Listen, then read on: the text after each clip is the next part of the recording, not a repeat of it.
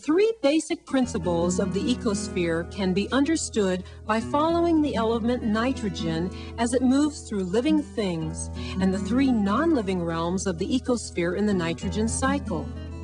Nitrogen is a limiting factor in plant growth because it is a critical component of proteins, nucleic acids, and many other essential biochemicals.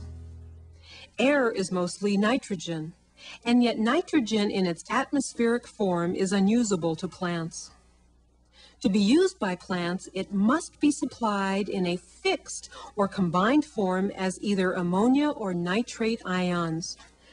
While some nitrogen fixation occurs non-biologically during thunderstorms, the quantity formed is insufficient to meet the needs of living things.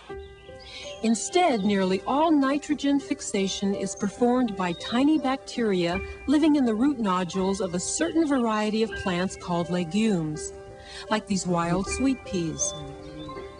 Were it not for this interdependent relationship between bacteria and leguminous plants, all plant, and in turn animal life, would have to rely for their survival on the tiny amounts of nitrogen fixed by lightning. But this is only one example of the highly specific interdependence of life forms described in the first principle of the ecosphere.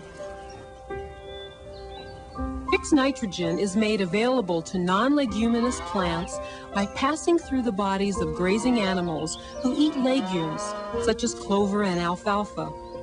This is one reason manure is used to fertilize crops, although today most farmers provide fixed nitrogen by adding chemical fertilizers to the soil.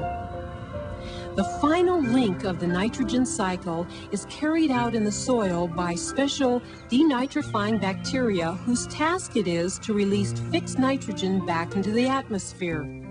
Second principle of the ecosphere, that the nitrogen cycle is powered by the energy of the sun, can be understood by recognizing that legumes are green plants that must photosynthesize to live.